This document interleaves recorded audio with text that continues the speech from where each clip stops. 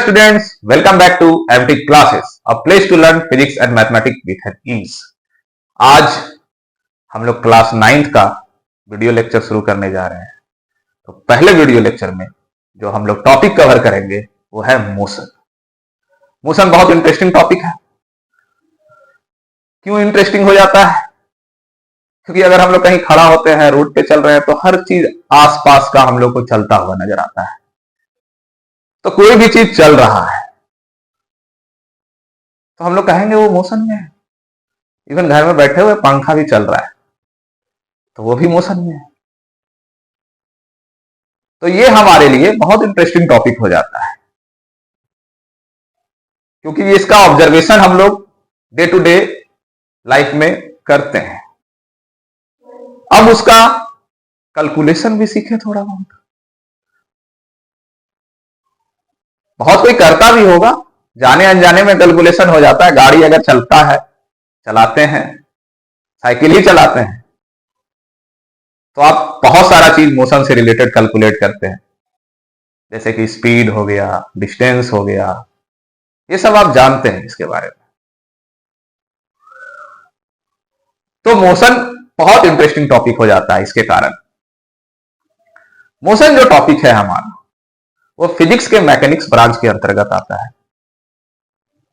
Mechanics हमारा physics का oldest branch है। ये जनरली ऑब्जेक्ट के मोशन, रेस्ट और कॉज ऑफ मोशन के बारे में डील करता है। कहें तो मैकेनिक्स हमारा 3 भागों में बटा हुआ है।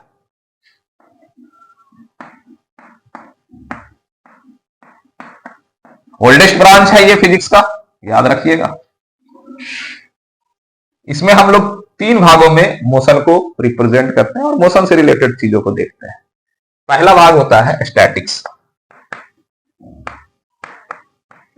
स्टैटिक्स में हम लोग ऑब्जेक्ट रेस्ट में है।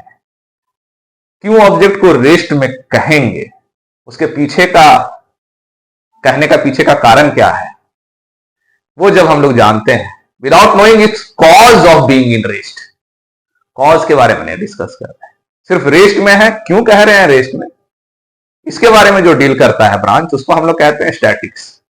दूसरा पार्ट है काइनेमैटिक्स।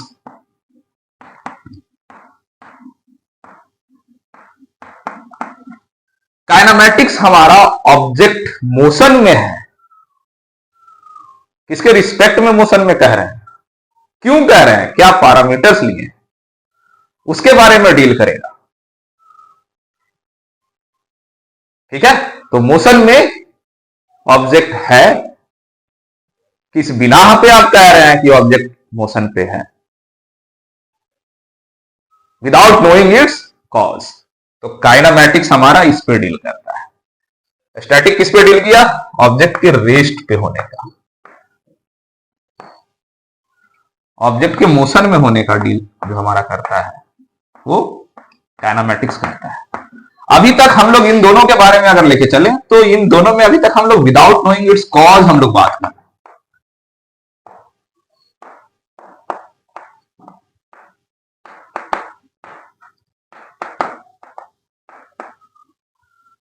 हम लोग बस ये बता रहे हैं कि ऑब्जेक्ट रेस्ट में है तो रेस्ट में क्यों कह रहे हैं, मोशन में है तो मोशन में क्यों कह रहे हैं, और उसके पैरामीटर्स क्या हैं कहने के लिए और कुछ कैलकुलेट करने के लिए। लेकिन कारण क्या है उनके मोशन में आने का या रेस्ट में होने का, इसके बारे में डिस्कस नहीं करना है इन दोनों में। इसके बारे में डिस्कस कौन पार्ट करेगा, मैकेनिक्स का। तो तीसरा पार्ट आता है जिसको हम लोग कहते हैं डायनामिक्स।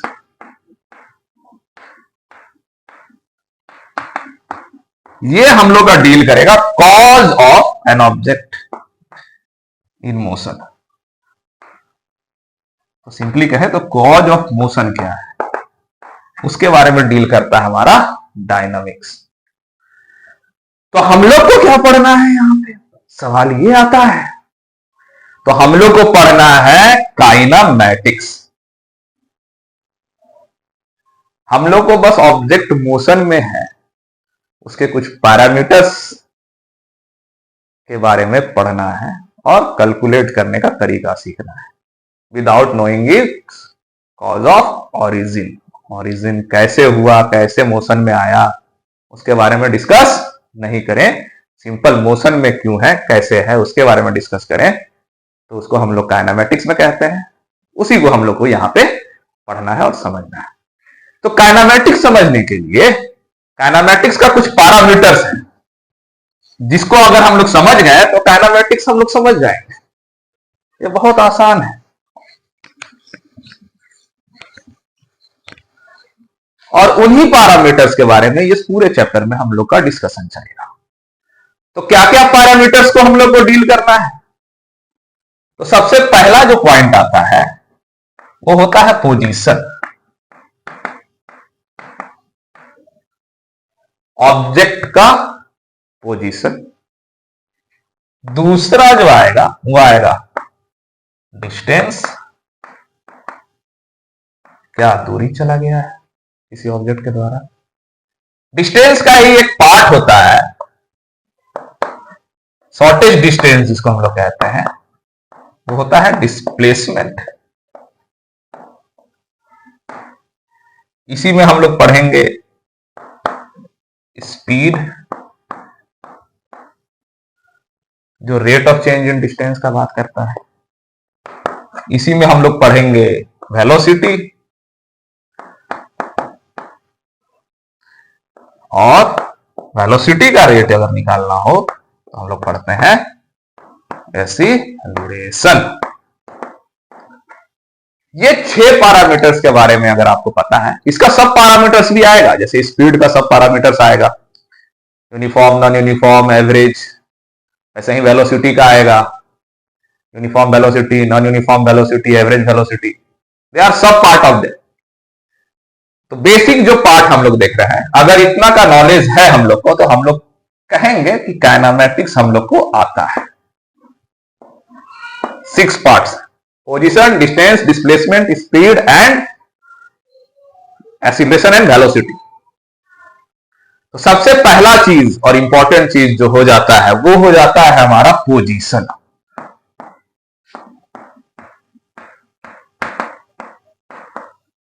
पोजीशन, पोजीशन क्या है? क्योंकि अगर पोजीशन के बारे में पता नहीं होगा तो उसमें चेंज हो रहा है कि नहीं हो रहा है उसको कैसे बता सकते हैं। अगर चेंज नहीं हो रहा है तो हम लोग कहवे नहीं करेंगे ऑब्जेक्ट मोशन में। अगर हम एक जगह खड़ा है तो सबूत दोगे ना कि कहां खड़ा हो। तो ये क्या है? पोजीशन है हमारा। और ये पोजीशन को बताने के लिए हम लोग क्या बताते हैं? अगर कोई हमसे अभी पूछे कि आपका पोजीशन क्या है, किस जगह पे है आप, बाहर का आदमी, तो हम अपना एड्रेस बताएंगे। क्या एड्रेस है हमारा? वो मेरा पोजीशन है, फिलहाल कहां रहते हैं हम। तो पोजीशन और कुछ नहीं है, किसी चीज का, कोई ऑब्जेक्ट का एक पार्टिकुलर एड्रेस जहां पे वो है। तो हमारा एड्रेस अगर हम बता दें किसी को तो हम लोग अपना पोजीशन बता देते हैं। जैसे कि आपको एक कोऑर्डिनेट ले लें, अगर कार्टेशियन कोऑर्डिनेट ले लें अगर, तो हम लोग कैसे बताते हैं पोजीशन कार्टेशियन कोऑर्डिनेट? किसी भी ऑब्जेक्ट का पोजीशन बता सकते हैं हम लोग। तो अगर एक ऑब्जेक्ट लिए हैं ए में और एक ऑब्जेक्ट है बी पे, अभी तक कोई बता नहीं सकता है कि ए क्या है, बी क्या है, नहीं बता सकता है। हम लोग को पता है कार्टेशियन कोऑर्डिनेट, लेकिन ये ओरिजिन होता है। कोई भी कैलकुलेशन जो होता है ओरिजिनल के बिहाफ पे ही होता है, वहीं से कैलकुलेशन शुरू होता है, पता है हर किसी को। आप एक्स के तरफ कितना जा रहे हैं, वाई के तरफ कितना जा रहे हैं, उस हिसाब से उस पॉइंट का कोऑर्डिनेट होगा। वो कोऑर्डिनेट और कुछ नहीं है, क्या है वो? पॉइंट ए का एड्रेस होगा। वैसे ही हमारा एड्रेस होगा, गली नंबर 5, मोहल्ला नंबर, टाउन एंड सिटी बता देते, कोई मेरे घर तक पहुंच जाएगा। अगर मेरे घर तक पता है उसको तो मतलब उसको मेरा पोजीशन पता है। घर का एड्रेस पता होने का मतलब क्या है? मेरा पोजीशन पता है। अब ये क्यों बताया जाता है मोशन में? क्योंकि ये पोजीशन पता होगा तभी ना इसमें कुछ चेंज आएगा कि नहीं आएगा, तो हम लोग बोल सकते हैं कि ऑब्जेक्ट मोशन में है या रेस्ट में। तो पोजीशन का पता होना जरूरी है। पोजीशन के साथ साथ एक और चीज होता है जिसका पता होना जरूरी है, पोजीशन के साथ ही इसको जानना जरूरी है। क्योंकि अगर हम अभी एड्रेस लिखें तो किसके रिफरेंस में ये एड्रेस लिखाएगा? ये ओरिजिन के रिफरेंस में। जैसे सपोज दैट हम यहां लिख देते हैं 5 यहां लिख देते हैं 10 तो अब इसका एड्रेस पता चल गया कि पांचवा x5 है, y5 है। उसका पता चल गया x10 है, y10 है, मतलब आप चल रहे हो x की तरफ। कोऑर्डिनेट पता है ए का, बी का, कोई एक पोजीशन हो सकता है, बी पोजीशन हो सकता है। तो अब चलेगा क्या नहीं चलेगा ये ऑब्जेक्ट, इसके लिए हमारे पास ये बेसिक पॉइंट है जिसके रिस्पेक्ट में हम लोग कोऑर्डिनेट को रिप्रेजेंट करते हैं। तो जिसके रिस्पेक्ट में हम लोग किसी चीज को रिप्रेजेंट करते हैं मोशन में, उसको हम लोग कहते हैं रेफरेंस पॉइंट। ये पॉइंट जो होता है वो फिक्स्ड होता है। अभी समझते हैं रेफरेंस पॉइंट क्या है। मान लो हम अपना मोशन बताएं तो हम क्या बोलेंगे, घर से हम गए कहीं बाजार। तो कहां से गए? घर से निकले। सबूत देना पड़ेगा ना, मेरा घर कहां था, बाजार कहां है, चले भी कि नहीं चले। तो इस केस में हम लोग को एक रेफरेंस पॉइंट मान के चलना पड़ेगा अपना मोशन बताने के लिए। तो उस रेफरेंस पॉइंट को हम लोग रिप्रेजेंट करते हैं किसी ना किसी स्टेशनरी स्टेट से, मूविंग स्टेट नहीं। अब इसमें भी कोई रेफरेंस पॉइंट आपके लिए अलग हो सकता है, आपको मोशन में दिखा सकता है। कोई रेफरेंस पॉइंट हो सकता है आपको उसी कंडीशन में रेस्ट में दिखाए। अब ये कैसे होगा फिर? तो जैसे ये तो रेफरेंस पॉइंट है, ये मान के चलो आप।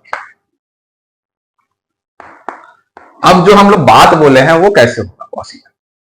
तो सपोज दैट हम लोग ट्रेन में चल रहे हैं या बस में घूम रहे हैं। तो बस में अगर हम बाहर देखें और बाहर के रिस्पेक्ट में अपना मोशन को ऑब्जर्व करें तो हम लोग मूवमेंट करता हुआ नजर आते हैं, हम लोग मोशन में हैं।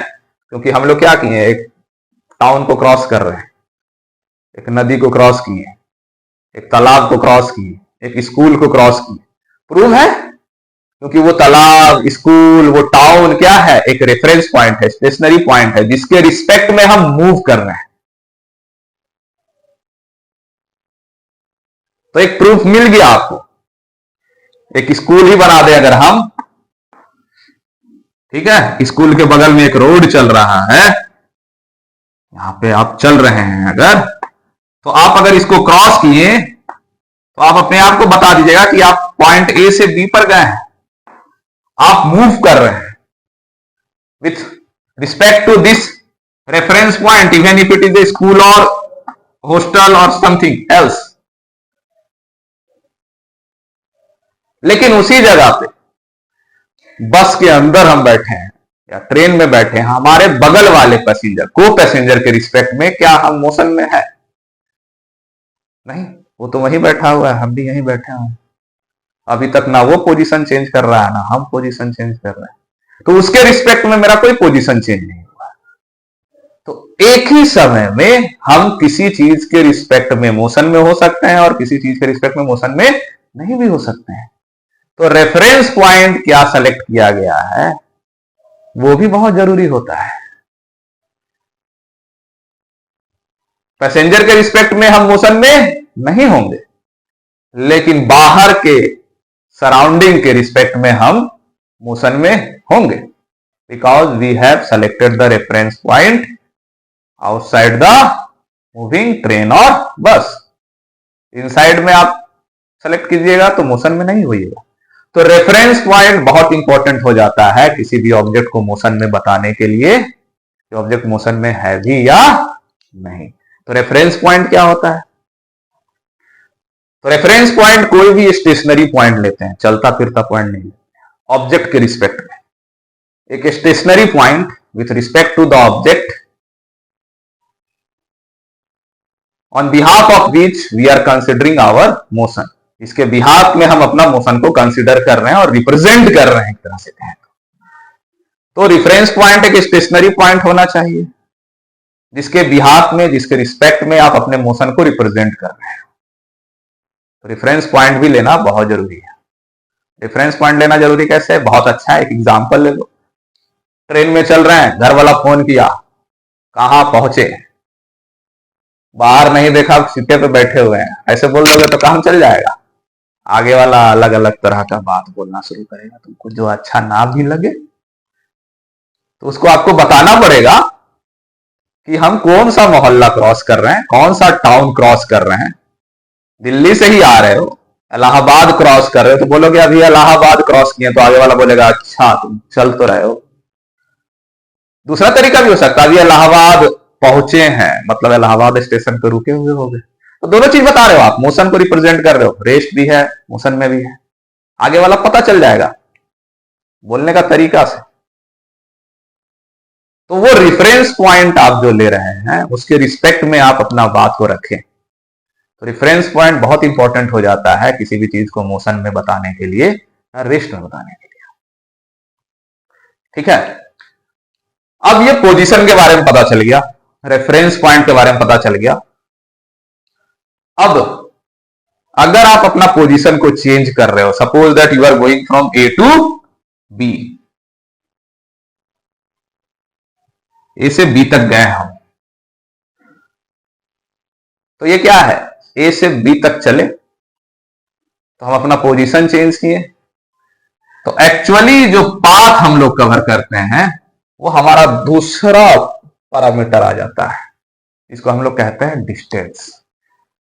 डिस्टेंस क्या है? तो actual path travel between two points, दो पॉइंट के बीच में जो एक्चुअल पाथ कवर किया जाता है उसको हम लोग क्या कहते हैं?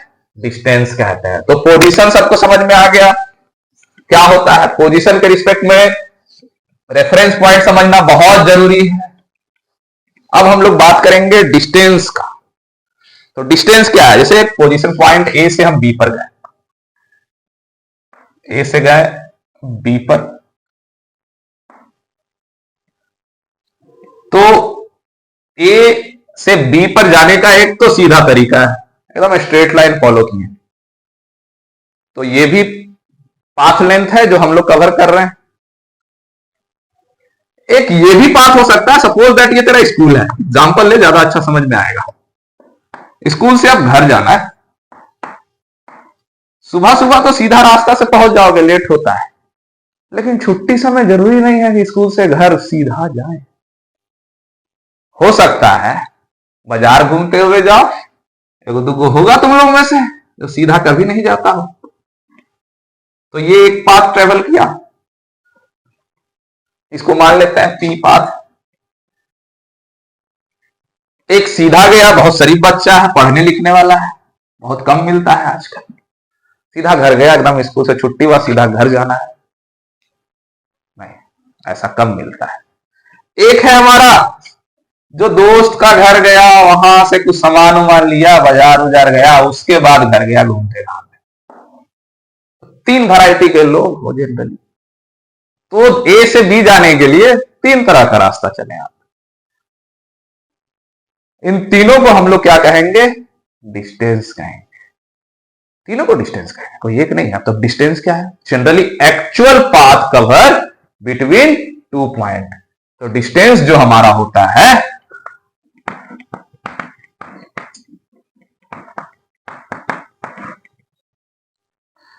क्या होता है? Actual length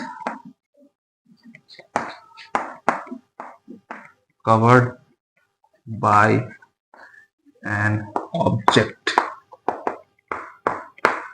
actual length cover by an object between two points is called distance. तो ये याद रखना है, एक्चुअल लेंथ कवर, ओरिजिनल जो लेंथ हम लोग कवर करते हैं उसी को हम लोग डिस्टेंस कहते हैं। तो डिस्टेंस ए से बी जाने के लिए तीन हो सकता है, पी क्यू आर। हो सकता है पी चला बोला कि हम तो 500 मीटर चले घर जाने, क्यू बोला हमरा तो 300 मीटर चलना पड़ा है। आर बोल रहा है हम तो 700 मीटर चले हैं। तीनों सही बोल रहा है, कोई गलत नहीं बोल रहा है। टीचर अगला दिन बोले कि घर से स्कूल का दूर कितना है, बोला कि हम 500 मीटर, एक बोल रहा है 300, एक बोल रहा है 700। तीनों सही है, अपनी जगह पे तो सही है, क्योंकि वो तीनों अलग अलग डिस्टेंस कवर किया है, क्योंकि रास्ता अलग अलग अपनाया है। तो डिस्टेंस दो ऑब्जेक्ट के बीच में चेंज भी हो सकता है, क्योंकि वो एक्चुअल पाथ कवर्ड है। दो ऑब्जेक्ट के बीच में डिस्टेंस इनफाइनाइट भी हो सकता है, ये भी सवाल है। अब इनफाइनाइट कैसे हो जाएगा? घर से निकले हैं, दिल्ली जाना है, दिल्ली कभी गए नहीं किए, तुमको 2 पॉइंट बताएं, घर से निकलेंगे, पहला पॉइंट ये है, दूसरा पॉइंट है दिल्ली जा रहे हैं। लेकिन वो इंसान दिल्ली नहीं गया कभी जिंदगी भर, विदेश घूम लिया लेकिन दिल्ली नहीं गया। तो फिलहाल क्या है, घूम तो रहा है चारों तरफ, ए से निकला होगा, बी घूम रहा है, पूरा इधर उधर घूम रहा है, लेकिन बी पर नहीं गया। पूरा घूम लिया वो दुनिया, बी पर नहीं गया। तो क्या है, डिस्टेंस तो चला जा रहा है, वो इनफाइनाइट हो गया डिस्टेंस, कैलकुलेट भी नहीं कर सकते आप। तो डिस्टेंस कितना बड़ा भी हो सकता है 2 पॉइंट के बीच में। तो ये भी पैरामीटर याद रखना है आपको, डिस्टेंस क्या है। अब इसी डिस्टेंस में अगर हम लोग एक वर्ड को कंसीडर करें कि सबसे छोटा वाला जो डिस्टेंस है उसको हम लोग सेपरेट कर लें, क्योंकि दो ऑब्जेक्ट के बीच में तो बहुत सारा डिस्टेंस हो सकता है। तो सबसे छोटा वाला क्या होता है दो ऑब्जेक्ट के बीच में, एकदम इनिशियल और फाइनल पोजीशन के बीच में शॉर्टेस्ट पाथ, जो हमेशा शॉर्टेस्ट होता है, उसको सेपरेट कर लिया गया, क्योंकि कैलकुलेशन करने के लिए आसान होगा, इसी पे सब कुछ निकाला जाए, ज्यादा अच्छा रहेगा। तो इसके लिए हम लोग एक वर्ड दिए हैं जिसको हम लोग कहते हैं displacement.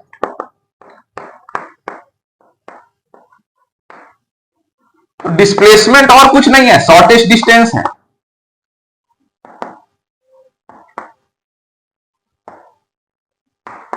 Shortest distance between 2 point. इसमें से डिस्प्लेसमेंट कौन सा पाथ हो जाएगा? तो जो ये क्यू पाथ है वो आपको डिस्प्लेसमेंट रिप्रेजेंट करेगा। मतलब डिस्टेंस एंड डिस्प्लेसमेंट रिलेटेड है, डिस्प्लेसमेंट और कुछ नहीं है, डिस्टेंस से तो है।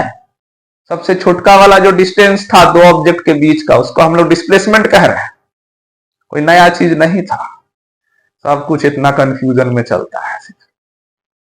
तो शॉर्टेस्ट डिस्टेंस ही डिस्प्लेसमेंट है।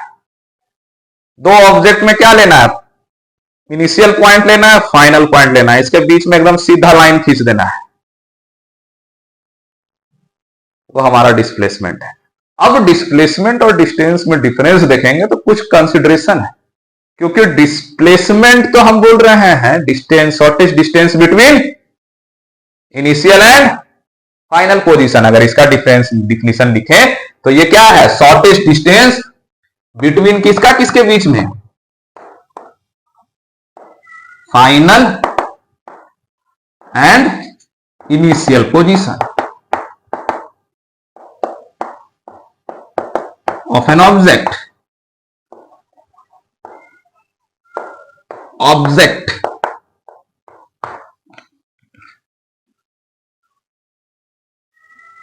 तो ये क्या कभी जीरो हो सकता है?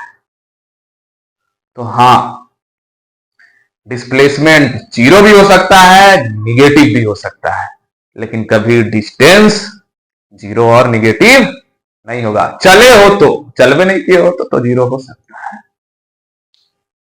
चल गए आप, मोशन में है तो डिस्टेंस कभी भी जीरो नहीं होगा, डिस्प्लेसमेंट जीरो हो सकता है। एक एग्जांपल लेते हैं, छोटा सा एग्जांपल लेते हैं, फिर बड़ा भी लेंगे।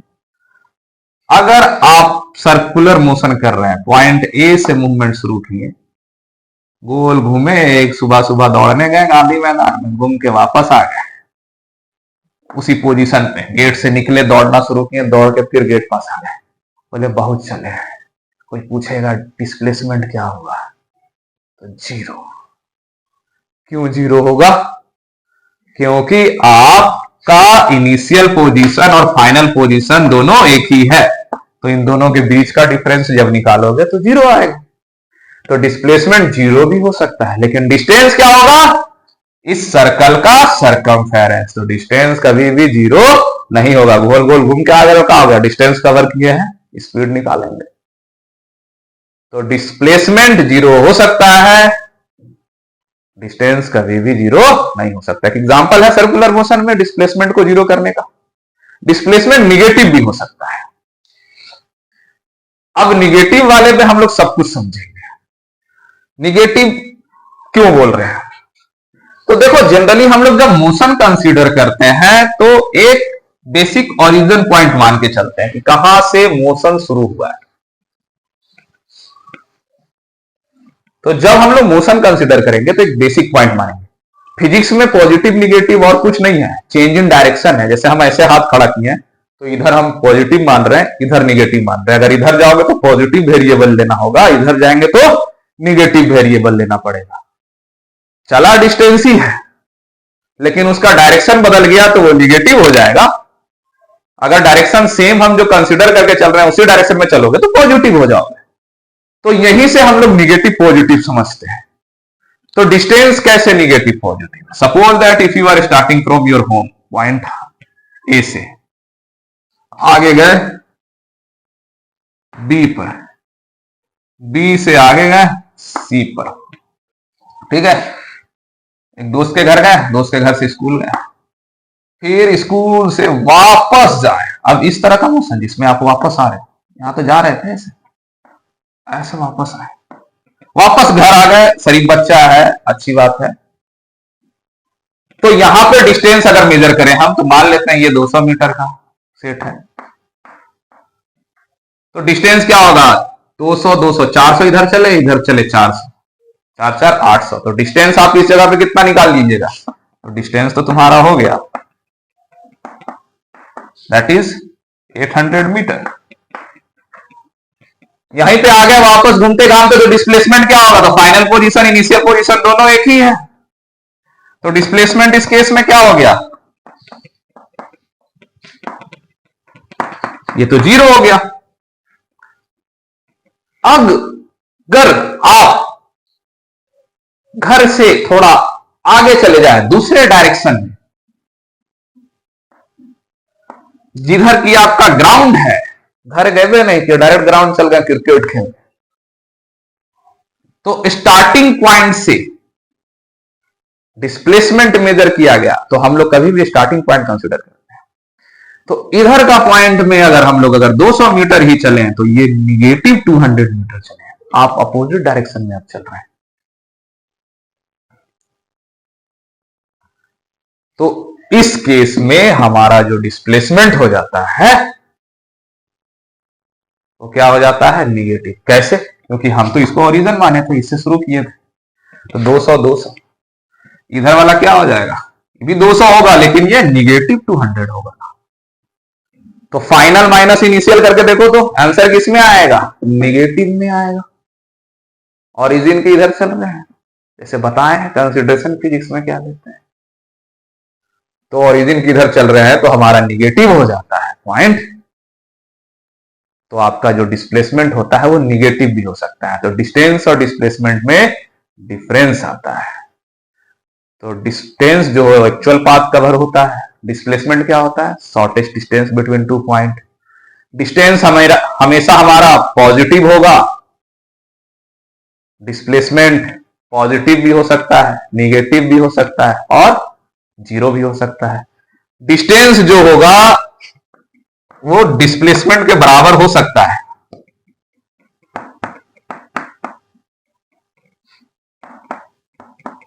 ये भी एक चीज याद रखना है। कब, जब स्ट्रेट लाइन मोशन चल रहे हैं तो यहां से यहां तक का मानेंगे तो डिस्टेंस और डिस्प्लेसमेंट दोनों बराबर होगा। लेकिन डिस्टेंस कभी भी डिस्प्लेसमेंट से छोटा नहीं होगा, हमेशा क्या होगा, बड़ा होगा। ये भी पॉइंट कंसीडर करके चलिएगा। Distance is always going to be greater than displacement.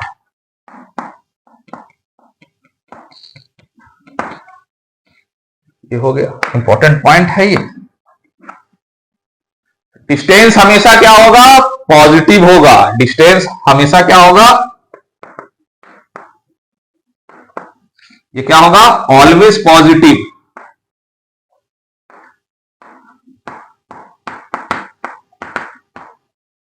Displacement क्या हो सकता है?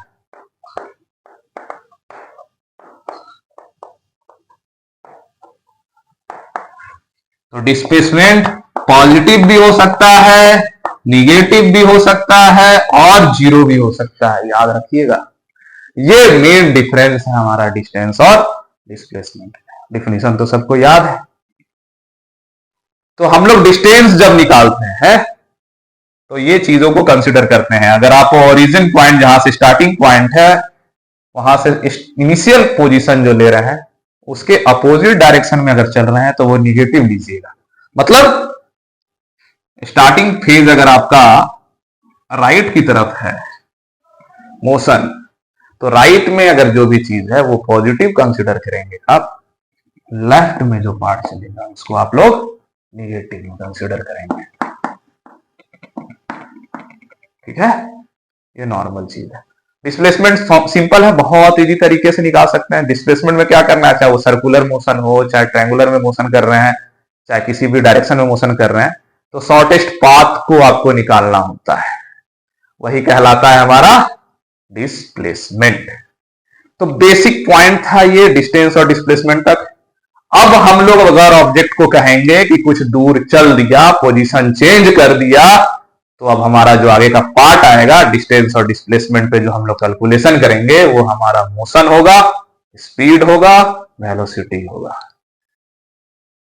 तो आज के लेक्चर के लिए इतना ही। नेक्स्ट लेक्चर में हम लोग आगे बढ़ेंगे जिसमें हम लोग डिस्कस करेंगे मोशन, स्पीड एंड वेलोसिटी के बारे में। That's all for today. Thank you, have a nice day all.